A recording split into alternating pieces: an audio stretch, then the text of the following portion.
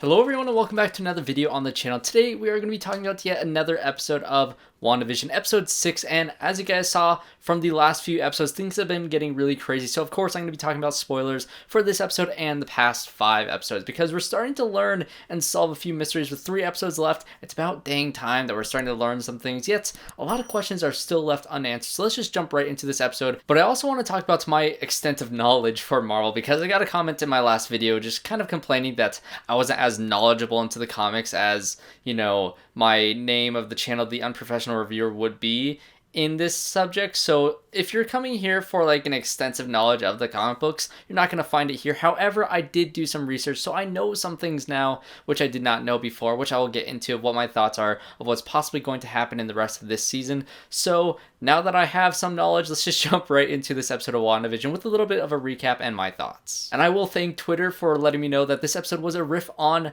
Malcolm in the Middle, which again, I have not seen too many sitcoms, but I do know Malcolm in the Middle just a little bit, and so I kind of get the vibe of it, and I think it's very funny. I love the sitcom aspect of this show. I've been raving about it for all my other reviews for every episode of this show, and for episode 4, I really missed it because this sitcom element makes the show not only just super unique, but also just a riff on these things can be very, very funny. The commercials crack me up every time. The intros I love because they give me great thumbnails, and it's just a very entertaining way to wrap up this show in mystery because it's a very odd choice for them to do this sitcom thing, which I do not believe was in the comics, but it is kind of a riff on the Vision comic line and also the House of M, which is kind of a weird mixture of the two because this storyline is going in the way of, you know, Wanda has created this world, whether it was from the help of Agatha Harkness or not, which it seems like throughout this episode it is not her helping her create this world. However, she might have a pivotal role towards the end of it.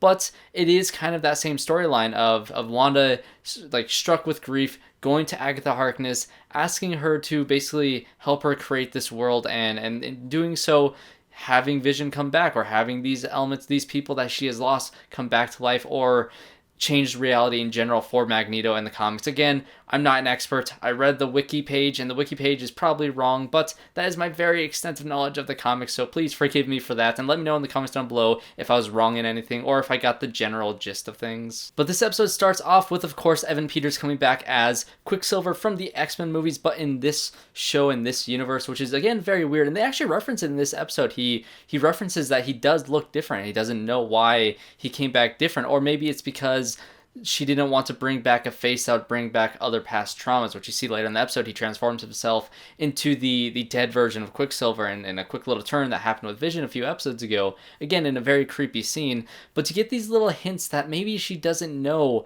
how she created this entire world, because I mean, she says it. She doesn't remember how this all started, which again is the big mystery of this entire season. And I know some people have concerns that, you know, you have a female character always, you know, strict with trauma and they can't, you know, get over their emotions, which is definitely a flaw and cliche that's been happening all the time. But I really don't think that's what this show is doing. Yes, she has this trauma and she wants to desperately bring back Vision, but at the same time, there is something really nefarious going on. I think actually HAYWARD has something to do with it because he has some secrets on the files that DARCY has been digging through, which was another interesting plot point in this episode, in the outside world, which I found that world actually a little bit more interesting in the Vision storyline, a lot more interesting in this episode because you really get to find out secrets that are being held. Well, you don't get to find out what the secrets are, but there's a lot of little hints of what could possibly be coming, hopefully in the next episode.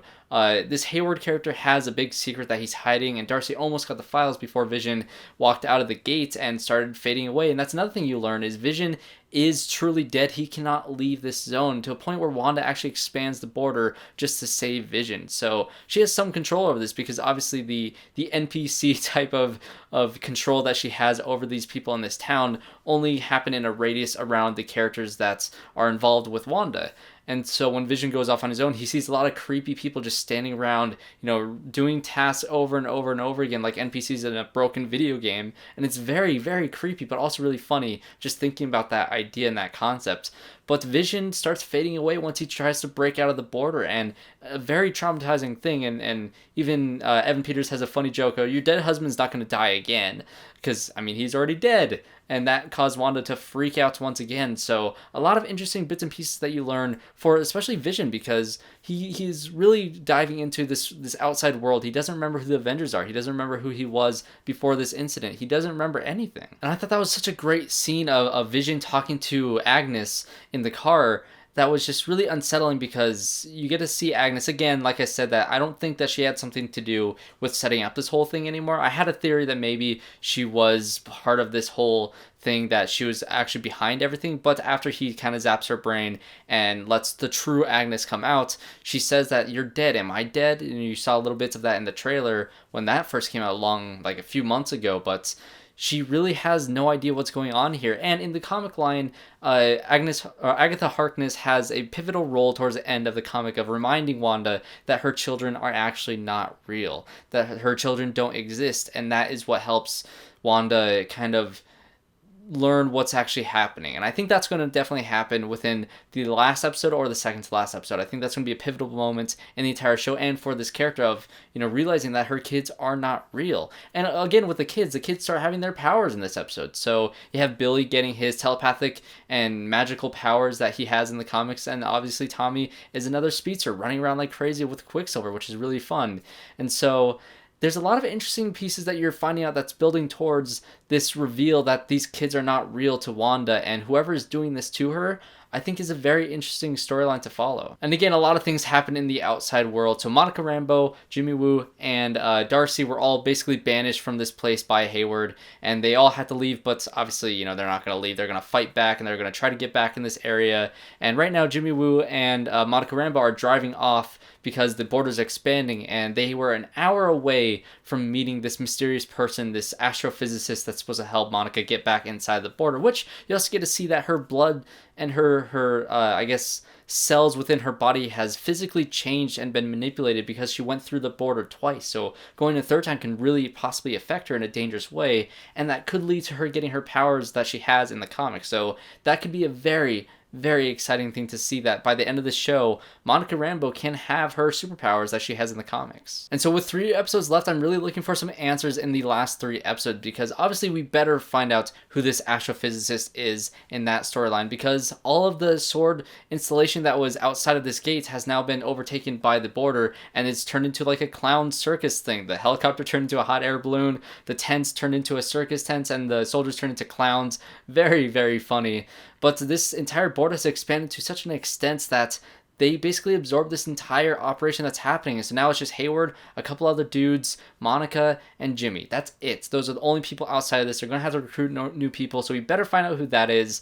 That better be something that happens in this next episode. I want to see Vision and Wanda confront after what happened in this episode, because I think that could be extremely interesting. And now that we've reached the 90s in terms of sitcoms, are we going to do the aughts? Are we going to do from the year 2000 2010? What sitcoms could that possibly be? I don't know if they're going to ditch the sitcoms pretty soon here, or if they're going to stick with it to the very, very end. I'm curious about that, because they're running out of decades to do. So very interesting what they could possibly do with this aspect. And once we catch up to modern times, what's going to happen then?